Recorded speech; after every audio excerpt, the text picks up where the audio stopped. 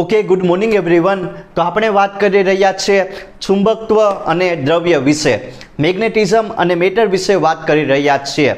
તો જો આ ચેપ્ટર છે, બરાબર ને, મેં તમને કીધું કે જે શું કહેવાય કે ઇલેક્ટ્રોસ્ટેટિક અને મેગ્નેટિઝમ હશે ને, બંનેને એક સાથે તમારે કન્સિડર કરવાનું છે, બરાબર. એટલે ઇક્વેશનને એ બધું તમને વધારે ખ્યાલ આવી જાય. તો જો આગળના લેક્ચરમાં આપણે જોઈ ગયા હતા કે મેગ્નેટિઝમમાં કઈ રીતના ઇક્વેશન હોય, બરાબર. 12 મેગ્નેટ વિશે વાત કરી લીધી હતી, બરાબર, ચુંબક વિશે, અને એના ઇક્વેશન કઈ રીતના આવે એ જોઈ ગયા હતા. બીજું જોઈ ગયા હતા કે અક્ષ પર કેટલું ચુંબકીય ક્ષેત્ર આવે, પછી વિષુવવૃત્ત પર કેટલું આવશે એ જોઈ ગયા હતા. અને એના પછી આપણે બહુ બધું શું કે એની મેગ્નેટિક મોમેન્ટ વિશે વાત કરી ગયા હતા. બહુ બધું હતું, બરાબર ને. પોલેરાઇઝેશનની તીવ્રતા, પોલની તીવ્રતા એ પણ જોઈ ગયા હતા. તો એ ટાઈપનું હતું, બરાબર.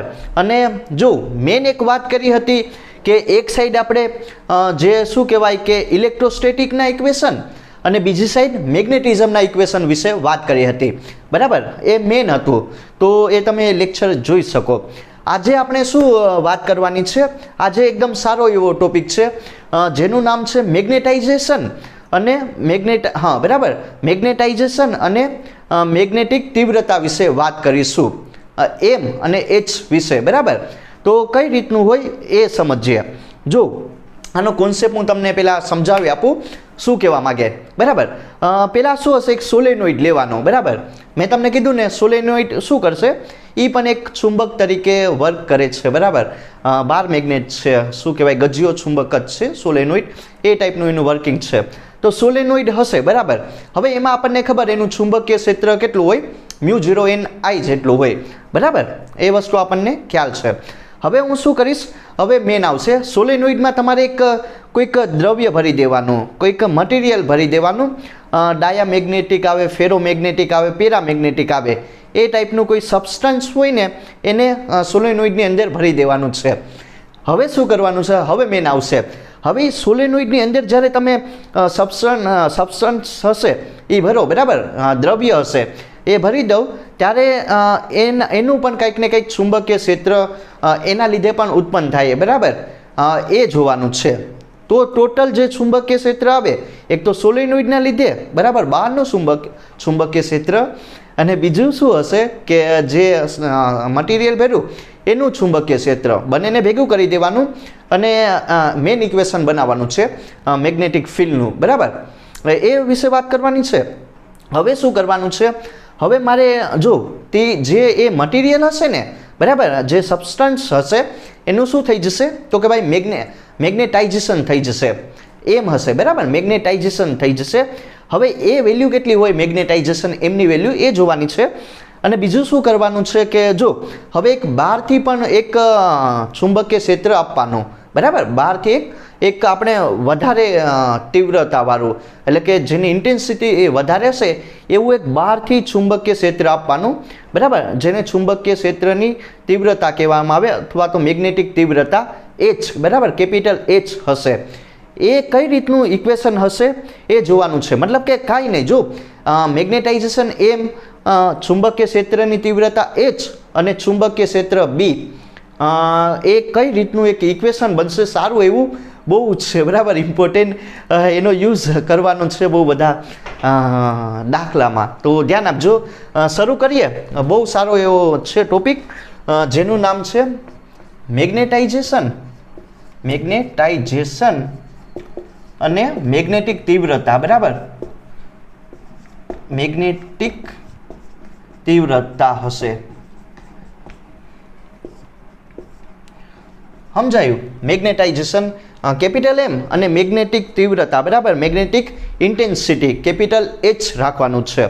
તો કઈ રીતનું હોય જોઈએ. પહેલાં તો તમારો એક સોલેનોઇડ લઈએ, બરાબર. સોલેનોઇડ બનાવીએ. હવે આપણને ખબર એમાં n આટાઓની સંખ્યા કેટલી હશે તો કે ભાઈ n જેટલી. આ શું થઈ ગયું, સોલેનોઇડ. આટાઓની સંખ્યા n રાખીએ, બરાબર, સ્મોલ n. એટલે કે આપણને ખબર શું કહેવાય કે એકમ લંબાઈ દીઠ આટાઓની સંખ્યા એ સ્મોલ n વડે દર્શાવવામાં આવે આ સોલેનોઇડની લંબાઈ કેટલી હશે? એલ જેટલી હોય અને બીજું શું હશે તો કે જો બરાબર આ સમજાયું ને, સોલેનોઇડ થઈ ગયો, એની લંબાઈ એલ થઈ ગઈ અને આમાંથી વિદ્યુત પ્રવાહ કેટલો પસાર થાય? આઈ જેટલા વિદ્યુત પ્રવાહનું વહન થાય. આ સમજાયું ને, સિમ્પલ છે. હવે જો આની અંદર પણ કંઈક ને કંઈક પહેલાં સમજીએ. જો આ વસ્તુ તમને ખ્યાલ આવી ગયો હશે કે સોલેનોઇડ છે એના આટાઓની સંખ્યા n છે. એકમ લંબાઈ દીઠ આટાઓની સંખ્યા સ્મોલ n વડે દર્શાવી શકાય. લંબાઈ l છે અને I જેટલા વિદ્યુત પ્રવાહનું વહન થાય. તો સોલેનોઇડનું ચુંબકીય ક્ષેત્ર, બરાબર, કે સોલેનોઇડના લીધે કેટલું ચુંબકીય ક્ષેત્ર ઉત્પન્ન થાય એ આપણને ખબર. B0 રાખીએ, બરાબર, μ0 NI જેટલું. આ સમજાયું ને? ઓલરેડી આ ઇક્વેશન આપણે ભણી ગયા હતા કે સોલેનોઇડને અંદરની સાઈડ કેટલી મેગ્નેટિક ફિલ્ડ ઉત્પન્ન થાય તો કે એટલું μ0 NI જેટલું. μ0 શું હશે? શૂન્ય અવકાશની પરમિએબિલિટી. n હશે એ આટાઓની સંખ્યા અને I હશે એ તમારો વિદ્યુત પ્રવાહ થઈ ગયો. આમ પણ તમે આ ઇક્વેશન બનાવી શકો ને, કેપિટલ N એકમ લંબાઈ દીઠ આટાઓની સંખ્યા રાખીએ, બરાબર, તો આ ઇક્વેશન બનાવી શકાય. આ થઈ ગયું. હવે શું કરવાનું છે? હવે ધ્યાન આપજો. આ સોલેનોઇડનું ચુંબકીય ક્ષેત્ર એટલું હોય. હવે આમાં તમારે કંઈક સબસ્ટન્સ ભરવાનું છે, બરાબર. શું ભરી દેવાનું તો કે ભાઈ દ્રવ્ય ભરી દેવાનું. આ શું હશે? કંઈક મેં મટીરિયલ લઈ લીધું, સબસ્ટન્સ સોલેનોઇડની અંદર લઈ લીધું, બરાબર. આ B0 ઉત્પન્ન થાય ચુંબકીય ક્ષેત્ર અને આ સબસ્ટન્સના લીધે કેટલું ચુંબકીય ક્ષેત્ર ઉત્પન્ન થાય? BM જેટલું. સમજાયું કે નહીં? શું કરવું કે કાંઈ નહીં. જો હવે આ સોલેનોઇડ હશે, બરાબર, એની અંદર તમે 3 ટાઈપના મટીરિયલ આવે, પેરામેગ્નેટિક, ફેરોમેગ્નેટિક અને ત્રીજું શું આવે? પેરા, ફેરો અને એક ત્રીજું પણ આવે, બરાબર. એ જોઈશું આગળના લેક્ચરમાં. એ ટાઈપનું એક સબસ્ટન્સ ભરી દેવાનું, બરાબર. તો એના લીધે કેટલું ચુંબકીય ક્ષેત્ર ઉત્પન્ન થાય સોલેનોઇડની અંદર? BM જેટલું, બરાબર. હવે શું કરવાનું છે? જે તમારું દ્રવ્ય ભર્યું, જે સબસ્ટન્સ ભર્યું, બરાબર, એનું શું કરવાનું છે? મેગ્નેટાઇઝેશન કરવાનું છે. મેગ્નેટાઇઝેશન. જો મેગ્નેટાઇઝેશન એમ નહીં થાય, બરાબર, અહીંયા એની કંઈક ને કંઈક મેગ્નેટિક ફિલ્ડ આપીશું. આ ટાઈપનો MSCમાં પ્રેક્ટિકલ આવે, બરાબર. એમાં એક હોય, શું કહેવાય કે એક ડિવાઇસ હોય ને, એનાથી તમે મેગ્નેટિક ફિલ્ડ આપી શકો. બહુ સારું એવું છે, તમે જોઈ શકો, બરાબર. તો જો આ શું થઈ જશે કે દ્રવ્યના લીધે ઉદ્ભવતું ચુંબકીય ક્ષેત્ર કેટલું હશે તો કે ભાઈ BM જેટલું. એટલી વસ્તુ તમને લોકોને ખ્યાલ આવીને કે દ્રવ્યના લીધે ઉદ્ભવતું ચુંબકીય ક્ષેત્ર એ કેટલું ઉત્પન્ન થાય તો કે BM જેટલું, બરાબર. તો જે આ ચુંબકીય ક્ષેત્ર છે એના લીધે જે આ સબસ્ટન્સ હશે એનું શું થઈ જશે? મેગ્નેટાઇઝેશન થઈ જશે, બરાબર. મેગ્નેટાઇઝેશન M જેને દર્શાવવામાં આવે M વડે, બરાબર, એના વિશે જ વાત કરવાનું છે. તો આ જે તમારું દ્રવ્ય છે એનું શું થઈ ગયું? મેગ્નેટાઇઝેશન. તો ધ્યાન આપો, મેગ્નેટાઇઝેશન કઈ રીતનું દર્શાવી શકાય? કેપિટલ M વડે. તો મેગ્નેટાઇઝેશન કેપિટલ M એટલે કાંઈ નહીં, એકમ કદ દીઠ ઉદ્ભવતી ચુંબકીય, બરાબર, એકમ કદ દીઠ ઉદ્ભવતી ચુંબકીય ચાક માત્રાને મેગ્નેટાઇઝેશન M કહેવામાં આવે છે, બરાબર. કેપિટલ M વડે દર્શાવવાનું કે એકમ કદ દીઠ શું કહેવાય? એકમ કદ દીઠ ચુંબકીય ચાક માત્રાને મેગ્નેટાઇઝેશન કહેવામાં આવે છે. અને આ હવે આ દ્રવ્ય હશે એનું શું થઈ જશે? મેગ્નેટાઇઝેશન થઈ જશે, બરાબર. તો મેગ્નેટને એ ટાઈપનું બનાવી શકાય આ ટાઈપનો યુઝ કરીને, બરાબર. બહુ બધું એની એપ્લિકેશન આવે આ સોલેનોઇડની. તો એકમ કદ દીઠ ઉદ્ભવતી ચુંબકીય ચાક માત્રાને મેગ્નેટાઇઝેશન કહેવામાં આવે છે. હવે જો જે તમારું શું કહેવાય કે જે અંદરની સાઈડ ચુંબકીય ક્ષેત્ર ઉત્પન્ન થયું એ કોના સમપ્રમાણમાં હશે તો કે મેગ્નેટાઇઝેશન એમના સમપ્રમાણમાં. એટલે કે જેટલું, આ સિમ્પલ છે, સિમ્પલ રૂલ ને, કે જેટલું તમે જેટલું તમે ચુંબકીય ક્ષેત્ર આપો, બરાબર, એટલું જ શું થઈ જશે? આનું મેગ્નેટાઇઝેશન થઈ જશે. ઓબ્વિયસલી એટલું કહી શકાય, બરાબર. તો BM એમને રાખો ને આ શું થઈ જશે? μM. આમ લખી શકાય કે નહીં? પ્રોપોર્શનાલિટી સાઇન કાઢી નાખી, એની જગ્યાએ હવે એક કોન્સ્ટન્ટ લઈ લીધો જેને μ0 કહેવામાં આવે. μ0 શું હશે? તમારી શૂન્ય અવકાશની પરમિએબિલિટી. ધ્યાન આપજો, μ0 છે બરાબર. આમાં જો આમાં બહુ બધી વસ્તુ આવશે, μ0 μ પછી μr આવશે, તો એ જોઈશું બરાબર શું આવે. તો આ શું હશે? bm તમારું કાંઈ નહીં, દ્રવ્યના લીધે ઉદ્ભવતું ચુંબકીય ક્ષેત્ર. μ0 શું હશે? તો કે શૂન્ય અવકાશની પરમિએબિલિટી બરાબર, શૂન્ય અવકાશની પરમિએબિલિટી ને એમ હશે તમારું મેગ્નેટાઇઝેશન. ઇક્વેશન 1 કહી દઉં. જો બે ઇક્વેશન બનશે, બંને જ કામના છે બરાબર. હવે શું થઈ જશે કે જો હવે મારે હજી પણ આમાં કંઈક ને કંઈક શું આપવાનું છે, આને તમારે આપવાનું છે તો કે ભાઈ શું આપવાનું? મેગ્નેટિક ફિલ્ડ આપવાની બરાબર, પણ બહુ વધારે પ્રમાણમાં આપવાની છે. તો આને કેપિટલ H જેટલી શું આપવાની છે? મેગ્નેટિક ફિલ્ડ આપો, જેને મેગ્નેટિક તીવ્રતા કહેવામાં આવે બરાબર. તો મેગ્નેટિક તીવ્રતા હશે એ પણ આનું મેગ્નેટાઇઝેશન કરશે, એ જોઈશું આગળ. H અને M પણ સમપ્રમાણમાં છે, એ આગળ જોયું બરાબર. તો જે આ શું કરવાનું છે કે બહુ વધારે સ્ટ્રેન્થવાળી, બહુ વધારે ઇન્ટેન્સિટીવાળી તમારે મેગ્નેટિક ફિલ્ડ આપવાની છે બરાબર. મેગ્નેટિક ફિલ્ડ આપવાની છે જેને મેગ્નેટિક તીવ્રતા કહેવામાં આવે.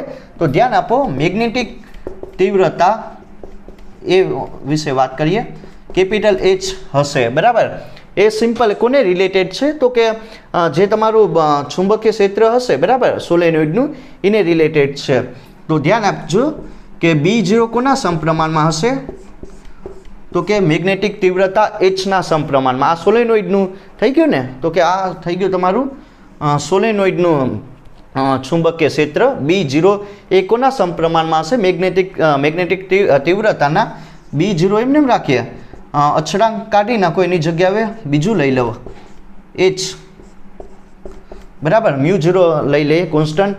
તો શું થઈ જશે કે H હશે એ તમારી શું થઈ ગયું? તો કે ભાઈ મેગ્નેટિક તીવ્રતા થઈ ગઈ μ0, શૂન્ય અવકાશની પરમિએબિલિટી. બંને ઇક્વેશનને એક સાથે લખો બરાબર, અથવા તો બંનેનો સરવાળો કરી નાખો. તો જો B = bm પ્લસ B0, મેં શું કર્યું? બંને ઇક્વેશનોને ભેગા કરી દીધા બરાબર. બંને જે તમારી ચુંબકીય ક્ષેત્ર છે બરાબર, bm એટલે કે એ મેગ્નેટાઇઝેશનના લીધે ઉત્પન્ન થાય. B0 એ ચુંબકીય ક્ષેત્રનું શું છે કે B0 બરાબર, સોલેનોઇડનું ચુંબકીય ક્ષેત્ર. તો કાંઈ નહીં, બંનેને એક સાથે લખો ઇક્વેશનને. μ0 આના માટે શું આવશે? આ લખો μ0 m ના μ0 h બરાબર. આ એક તમારું મેઇન ઇક્વેશન બનીએ. H બુકમાં આમ જ આપેલું છે ને, આમ બુકમાં આપેલું હોય ને એ પ્રમાણે લખજો. તો આ થઈ ગયું મેઇન ઇક્વેશન બરાબર. મેઇન ઇક્વેશન તમારું બની ગયું. તો કે કુલ ચુંબકીય ક્ષેત્ર કેટલું હોય? μ0 H પ્લસ M. આ વસ્તુ મારે સાબિત કરવાની હતી. આ એક મેઇન ઇક્વેશન બની ગયું કે કુલ ચુંબકીય ક્ષેત્ર કેટલું હશે? તો કે કાંઈ નહીં, એક તો μ0 શૂન્ય અવકાશની પરમિએબિલિટી, એ તો બંનેમાં જ છે, તો કોમન કાઢી લીધા. H હશે ચુંબકીય ક્ષેત્રની તીવ્રતા અને M હશે તમારું મેગ્નેટાઇઝેશન થઈ ગયું બરાબર. તો કુલ ચુંબકીય ક્ષેત્ર એટલું મળે. ટૂંકમાં જો આ વસ્તુ ના સમજાય ને તો કાંઈ નહીં, કઈ રીતનું સિમ્પલ ગણિત છે બરાબર. જેટલું પણ ચુંબકીય ક્ષેત્રની તીવ્રતા હોય, મેગ્નેટાઇઝેશન એમ હોય, બંનેનો સરવાળો કરી નાખવાનો અને μ0 વડે ગુણી નાખવાના બરાબર. એ તો કોન્સ્ટન્ટ છે, તો એ આમ પણ થઈ જાય. આઈ થિંક કોન્સ્ટન્ટ કાઢી નાખો તો થઈ જાય ને, H પ્લસ M. તો આમ પણ તમે લખી શકો બરાબર. તો આ આવશે તમારું. કોના વિશે વાત થઈ ગઈ? મેગ્નેટાઇઝેશન અને મેગ્નેટિક તીવ્રતા વિશે બરાબર. તો આ વસ્તુ તમને લોકોને સમજાઈ ગઈ હશે કે ચુંબકીય ક્ષેત્ર કેટલું આવે, કુલ ચુંબકીય ક્ષેત્ર. તો કે કાંઈ નહીં ભાઈ, આ ઇક્વેશનથી આપણે દર્શાવી શકાય B = μ0 H plus capital M જેટલું બરાબર. H હશે તમારી શું થઈ ગઈ? મેગ્નેટિક તીવ્રતા થઈ ગઈ. એમ હશે મેગ્નેટાઇઝેશન હશે બરાબર.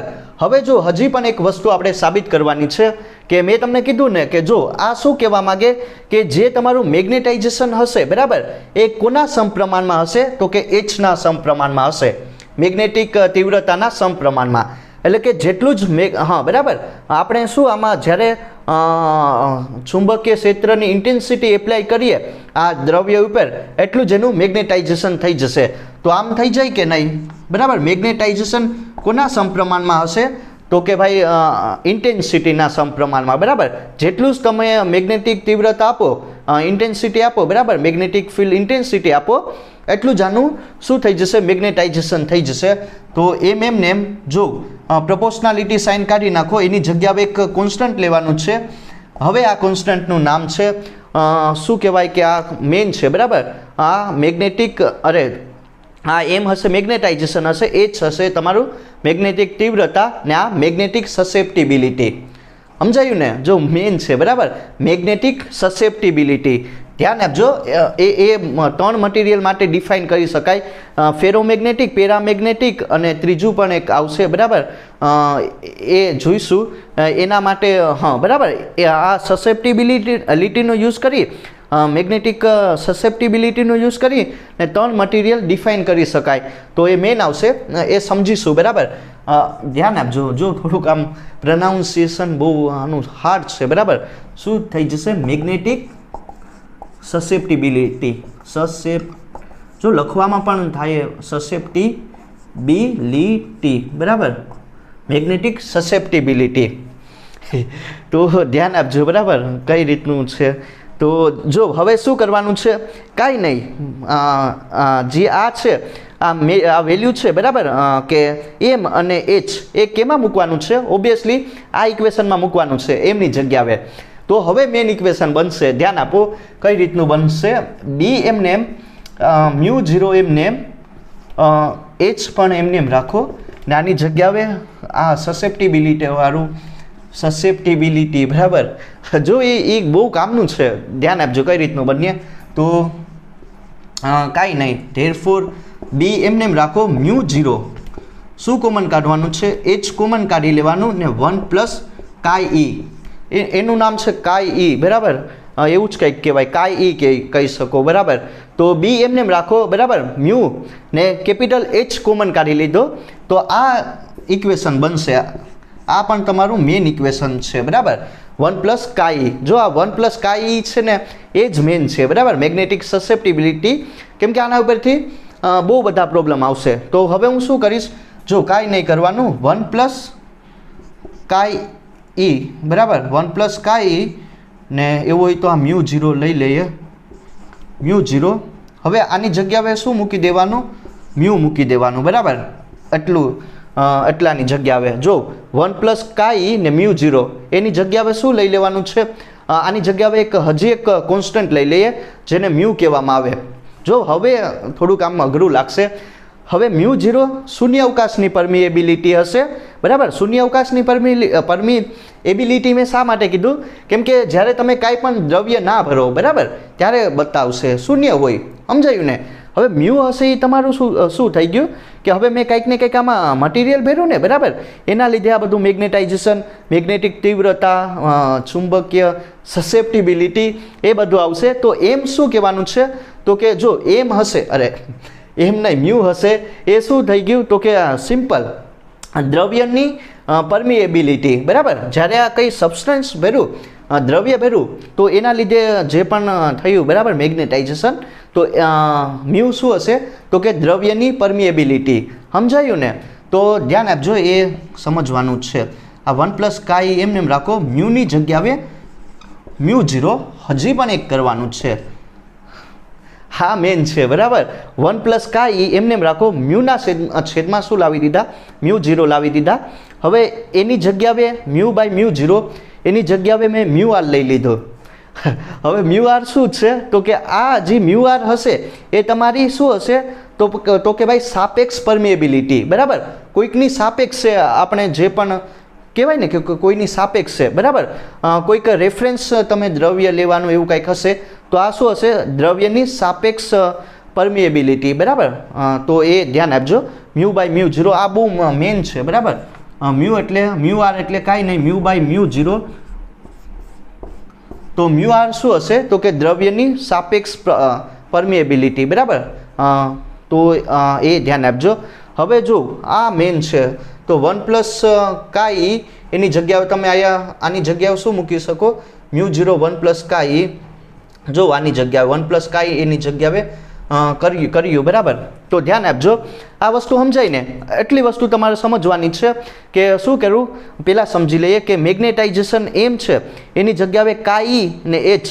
કાઈ ઈ શું હશે તો કે મેગ્નેટિક સસેપ્ટિબિલિટી, આની જગ્યાએ મૂકી દીધો. એમાંથી મેં μ0 એમને એમ રાખ્યું બરાબર, એ તો કોમન જ છે, એચ કોમન કાઢી લીધા. તો 1 + કાઈ ને μ0 એની જગ્યાએ હવે મેં μ મૂકી દીધું. μ હશે એ તમારી દ્રવ્યની પરમિએબિલિટી હશે બરાબર. હવે μ એમને એમ રાખો, છેદમાં μ0 લાવી દઉં તો μr શું હશે તો કે ભાઈ દ્રવ્યની સાપેક્ષ પરમિએબિલિટી બરાબર, μ/μ0 થી દર્શાવી શકાય. તો આ વસ્તુ સમજવાની હવે કરીશું બરાબર. કઈ રીતનું આનું સોલ્યુશન કરવું ધ્યાન આપજો. હવે ધ્યાન આપજો બરાબર, એટલી વસ્તુ મેન છે.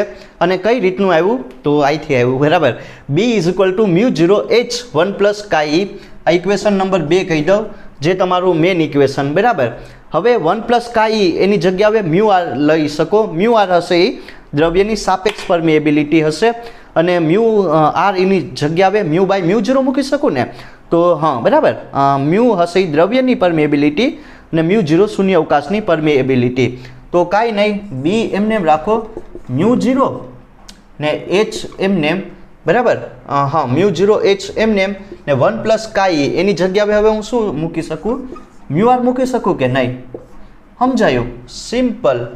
સમજાયું કે નહીં? જો મેં શું કર્યું, 1 + કાઈની જગ્યાએ μr મૂકી દીધું.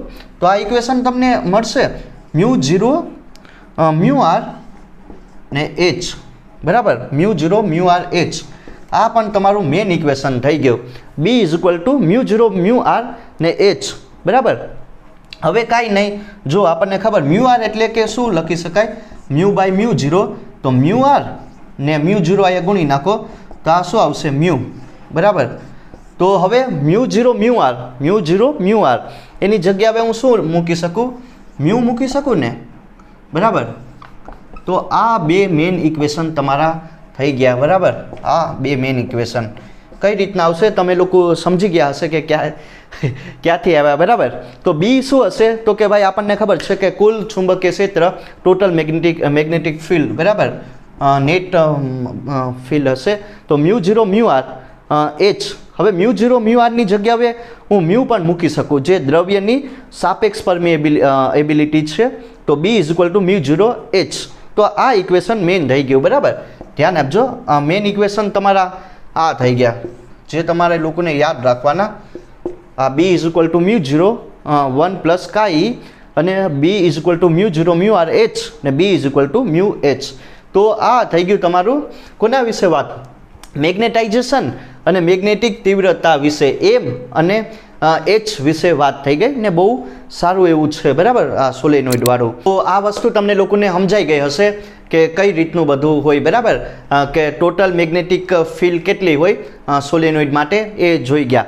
હવે મેં તમને કીધું ને કે જો જે તમારી મેગ્નેટિક સસેપ્ટિબિલિટી હશે એનો યુઝ કરીને આપણે 3 મટીરિયલ શું કહેવાય ડિફાઇન કરી શકાય. પહેલાં આવશે ડાયામેગ્નેટિક, પેરામેગ્નેટિક અને ફેરોમેગ્નેટિક હશે બરાબર. જોઈએ કે જો ડાયામેગ્નેટિક હોય એની સસેપ્ટિબિલિટીનું મૂલ્ય કેટલું હશે, કઈ રીતનું ડિફાઇન કરી શકાય, નાનું હશે.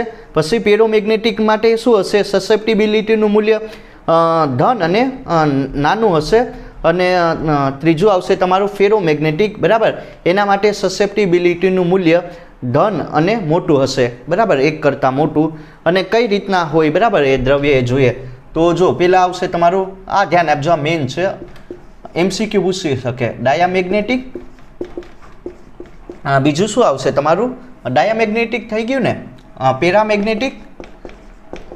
અને ત્રીજું શું આવશે, ફેરોમેગ્નેટિક. ધ્યાન આપજો.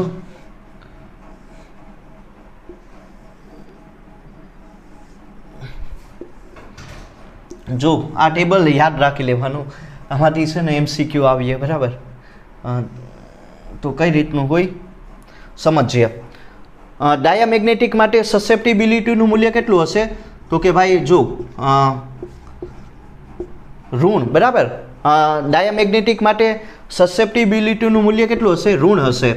બીજું પેરામેગ્નેટિક માટે તો કે ભાઈ 0 કરતાં મોટું એટલે કેટલું થઈ જશે, ધન 0 કરતાં મોટું ધન અને નાનું, બરાબર, પણ એપ્સિલોન કરતાં નાનું.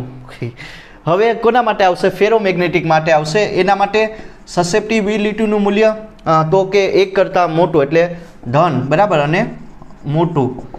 તો અહીંથી તમે આને કેટેગરાઇઝ કરી શકો. તો આ થઈ ગયું, બરાબર. કઈ રીતનું એનું સસેપ્ટિબિલિટીના મૂલ્ય, બરાબર, એના મૂલ્ય ઉપરથી તમે શું કરી શકો? 3 મટીરિયલ કેટેગરાઇઝ કરી શકો: ડાયામેગ્નેટિક, પેરોમેગ્નેટિક અને ફેરોમેગ્નેટિક, બરાબર. આમાં શું આવશે? એલ્યુમિનિયમ આવશે, કોપર, કેલ્શિયમ, હા, બરાબર, એલ્યુમિનિયમ, કોપર, કેલ્શિયમ, એવું ટાઈપનું આવશે. પેરામેગ્નેટિક છે, બરાબર. એના માટે કઈ ટાઈપના મટીરિયલ આવે? તો કે સિમ્પલ તમને જોયેલા પણ હશે: સોનું, ચાંદી, તાંબુ ને સિલિકોન આવશે કે એવું કંઈક આવશે, બરાબર. આ ટાઈપના હાર્ડ મટીરિયલ હશે. સોનું, ચાંદી, તાંબુ ને સિલિકોન હશે, બરાબર. અને આમાં શું આવશે? તો કે આયર્ન, નિકલ ને કોબાલ્ટ, બરાબર. આયર્ન, નિકલ ને કોબાલ્ટ, બરાબર. તો આયર્ન, હા, આયર્ન હશે, નિકલ ને કોબાલ્ટ હશે, આઈ થિંક. તો એ ટાઈપનું તમે કરી શકો: આયર્ન, નિકલ ને કોબાલ્ટ. આ ટાઈપના મટીરિયલ તમે કેટેગરાઇઝ કરી શકો. તો જો આ થઈ ગયું તમારું 3 મટીરિયલ વિશે વાત: ડાયામેગ્નેટિક, પેરોમેગ્નેટિક અને ફેરોમેગ્નેટિક. ડાયામેગ્નેટિકમાં શું આવશે? સસેપ્ટિબિલિટીનું મૂલ્ય 1 કરતાં નાનું, ઋણ. પેરોમેગ્નેટિક માટે 0 કરતાં મોટું એટલે ધન અને નાનું, પણ એપ્સિલોન કરતાં નાનું. ફેરોમેગ્નેટિક માટે 1 કરતાં મોટું એટલે ધન અને મોટું હશે. ડાયામેગ્નેટિકમાં શું આવશે? એલ્યુમિનિયમ, કોપર, હા, અરે એલ્યુમિનિયમ, કેલ્શિયમ ને આ કોપર ને એ ટાઈપનું. આના માટે સોનું, ચાંદી, તાંબુ, સિલિકોન આવશે. આના માટે આયર્ન, નિકલ ને કોબાલ્ટ, બરાબર. એ વસ્તુ જ છે. તો આ તમારે સમજવાનું. હવે જો એક નાનો એવો પોઈન્ટ આવશે, એ અહીંયા જોઈ લઈએ, બરાબર. એના ઉપરથી પણ તમે 1-2 એક્ઝામ્પલ સોલ્વ કરી શકો. આવશે એક્ઝામ્પલ. તો એક લો આવશે, ક્યુરી લો, બરાબર. ક્યુરી નિયમ, ક્યુરી નામના સાયન્ટિસ્ટ આપેલો, તમને ખ્યાલ હશે. ક્યુરી લો વિશે વાત કરવાની છે. તો જો ક્યુરી લો એ શું બતાવે, ધ્યાન આપજો. એક નાનો એવો સિમ્પલ ટોપિક છે. આ સમજાયું ને? આ તમે કેટેગરાઇઝ કરી શકો. હવે વાત કરીએ ક્યુરી લો વિશે. તો ક્યુરી લોમાં જે તમારું શું કહેવાય કે સસેપ્ટિબિલિટીનું મૂલ્ય હશે કોના માટે? આઈ થિંક પેરામેગ્નેટિક મટીરિયલ માટે આવશે. એ શું હશે? ટેમ્પરેચરના વ્યસ્ત પ્રમાણમાં. આ એક છે ઇક્વેશન, તમે લોકો યાદ રાખજો, બરાબર. સસેપ્ટિબિલિટીનું મૂલ્ય ક્યુરી લો, ક્યુરીએ શું કીધું? ક્યુરી મેડમે તો ધ્યાન આપજો, બરાબર. કે જો સસેપ્ટિબિલિટીનું મૂલ્ય હશે એ ટેમ્પરેચરના વ્યસ્ત પ્રમાણમાં હશે. સમજાયું ને? કોના માટે? પેરામેગ્નેટિક માટે. તો આમ થઈ શકે કે સસેપ્ટિબિલિટી ને ગુણ્યા ટી, બરાબર. એ શું હશે? કોન્સ્ટન્ટ હશે, બરાબર, અચળ હશે. કે આ મેઇન છે. સસેપ્ટિબિલિટી ટેમ્પરેચરના વ્યસ્ત પ્રમાણમાં હશે. તો અહીંયા ગુણી નાખો, એ શું થઈ જશે? XM, બરાબર. કાઈ એમ ને ટી એ તમારું શું થઈ જશે? કોન્સ્ટન્ટ થઈ જાય. તો આ વસ્તુ તમારે એક યાદ રાખવાની છે. જે પણ કોન્સેપ્ટ ભણી ગયા એના ઉપરથી 2-3 એક્ઝામ્પલ સોલ્વ કરી લઈએ એટલે કોન્સેપ્ટ તમને વધારે ક્લિયર થાય, બરાબર. પહેલાં વાત કરીએ પ્રોબ્લેમ નંબર 1 વિશે. જો પ્રોબ્લેમ નંબર 1માં આપણે ક્યુરી લોનો યુઝ કરીશું અને આ ટાઈપની પ્રોબ્લેમ આવશે, બરાબર. તો ધ્યાન આપજો. જો આમાં તમને એક દ્રવ્ય આપેલું, સબસ્ટન્સ આપેલું, આઈ થિંક આ પેરોમેગ્નેટિક હશે, બરાબર. સબસ્ટન્સ આપેલું, દ્રવ્ય આપેલું. હવે એનું કંઈક ને કંઈક ટેમ્પરેચર હશે અને બીજું એની મેગ્નેટિક સસેપ્ટિબિલિટી હશે. જો હવે મને એટલી કન્ડિશન આપેલી, ધ્યાન આપજો. આ ટાઈપનું એક તમને પેરામેગ્નેટિક આપેલું સબસ્ટન્સ. હવે એમાં શું કીધું કે જો આ જે દ્રવ્ય હશે એનું તાપમાન કેટલું હશે? તો કે 27 ડિગ્રી સેલ્સિયસ હશે. ત્યારે આની સસેપ્ટિબિલિટીનું મૂલ્ય કેટલું હશે? XM1 જેટલું હશે. સમજાયું ને? કે 27 ડિગ્રી સેલ્સિયસ તાપમાને જે આ દ્રવ્ય આપેલું એનું સસેપ્ટિબિલિટીનું મૂલ્ય XM1 હશે. હવે બીજું શું કીધું કે જો હવે આ સસેપ્ટિબિલિટી હશે એનું મૂલ્ય હું અડધું કરી નાખું, બરાબર. ત્યારે મને કેટલું મૂલ્ય મળશે? XM2 જેટલું. આ સસેપ્ટિબિલિટીનું મૂલ્ય અડધું કરવામાં આવે તો આનું તાપમાન કેટલું થઈ જાય એ મારે જોવાનું છે. સમજાયું ને? કાંઈ નહીં. જો એટલા તાપમાને સસેપ્ટિબિલિટીનું મૂલ્ય હા 7 ડિગ્રી સેલ્સિયસ તાપમાને સસેપ્ટિબિલિટીનું મૂલ્ય XM1 છે. હવે એનું મૂલ્ય અડધું કરી નાખવામાં આવે એટલે XM2 મળશે. તો તાપમાન કેટલું હોય એ મારે ગોતવાનું. તો આને તમે કેલ્વિનમાં કન્વર્ઝન કરી શકો, બરાબર. શું થઈ જશે તો કે 27 ડિગ્રી પ્લસ 273 થઈ જાય સેલ્સિયસમાં, એટલે તમે 300 કેલ્વિન કરી શકો ને, આવું કંઈક હોય ને, બરાબર. તો આ ટાઈપનું આવશે.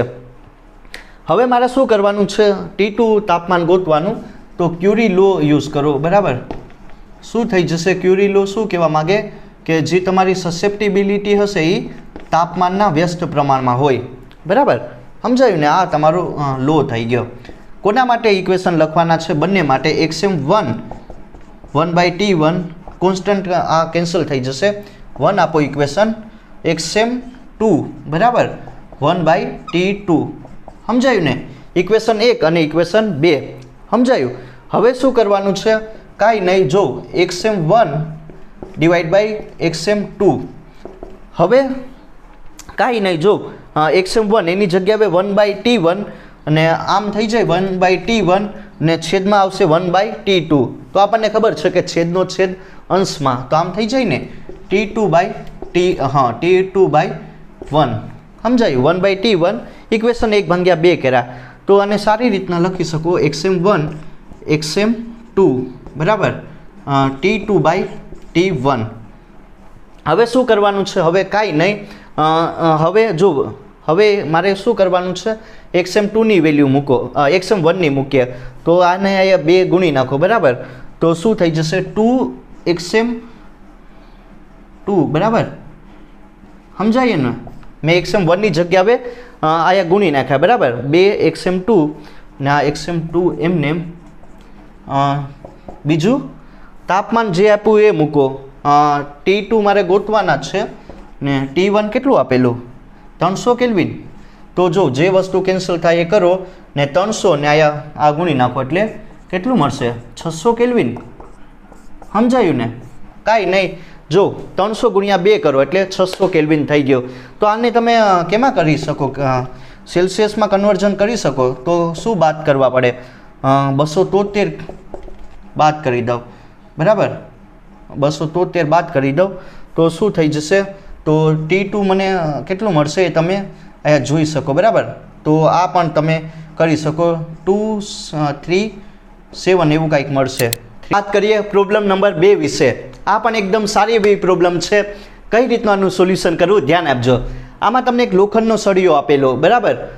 ધ્યાન આપજો, એક લોખંડનો સળિયો આપેલો અથવા તો Fe નામનું જે મટીરિયલ હશે એને તમારે આમાં મૂકવાનું છે, આ સોલેનોઇડની અંદર, બરાબર. મેગ્નેટ બનાવવાનું છે. શું એટલી વેલ્યુ હશે ને એનું યુઝ કરીને પહેલાં શું કીધું કે એક લોખંડનો સળિયો એને આ સોલેનોઇડની અંદર મૂકો. અહીંયા તમને ચુંબકીય ક્ષેત્ર આપેલું, એનું મૂલ્ય કેટલું હશે? 1 ટેસ્લા હશે. બીજું મેગ્નેટાઇઝેશન એમની વેલ્યુ આપેલી એ કેટલું હશે? 150 એમ્પિયર મીટર ઇન્વર્સ જેટલું, બરાબર. કેટલી હશે? 150 મીટર ઇન્વર્સ, બરાબર. μ0ની વેલ્યુ આપેલી, શૂન્ય અવકાશની પરમિએબિલિટી 4π × 10⁻⁷ હેનરી મીટર ઇન્વર્સ. સમજાયું ને? તો ધ્યાન આપજો. તો હવે આનું સોલ્યુશન કરવાનું છે અને મારે જે આ દ્રવ્યની સાપેક્ષ પરમિએબિલિટીનું મૂલ્ય કેટલું હોય એ ગોતવાનું છે. તો કાંઈ નહીં, આપણને ખબર મ્યુ આવશે. આ ટાઈપનું એક ઇક્વેશન, ચુંબકીય ક્ષેત્ર એટલે કે B = μ0H. આ ઓલરેડી આપણે ઇક્વેશન ભણી ગયા. હવે આપણને એક ઇક્વેશન ખ્યાલ કે સાપેક્ષ પરમિએબિલિટી શું આવે? μ/μ0. મ્યુ હશે તમારી દ્રવ્યની પરમિએબિલિટી. તો આમ μr μ0 ને મ્યુ કોની જગ્યાએ મૂકવાનું છે? મ્યુની જગ્યાએ. તો B એમને એમ રાખો, બરાબર. B એમને એમ રાખા, મ્યુની જગ્યાએ μ0 μr બરાબર, μ0 μr બરાબર ને H. આ સમજાયું ને? આ ઇક્વેશન આપણે ઓલરેડી ભણી ગયા હતા. શું ગોતવાનું છે? સિમ્પલ, કાંઈ નહીં, આમાં μr ગોતવાનું છે. તો μr એમને એમ રાખો, B/μ0H. સમજાયું? B/μ0H. તો μr એમને એમ જે વસ્તુ આપીને મૂકો. બીની જગ્યાએ 1 ટેસ્લા આપેલું, μ0 કેટલું હશે? 4π × 10⁻⁷ અને અહીંયા બીજું શું આપેલું, આઈ થિંક અહીંયા તમે એમ પણ લઈ શકો, બરાબર, મેગ્નેટાઇઝેશન મૂકી શકો, અથવા તો આ એચની વેલ્યુ આપેલી હશે. આ કેટલી આપેલી, 150 આપેલી.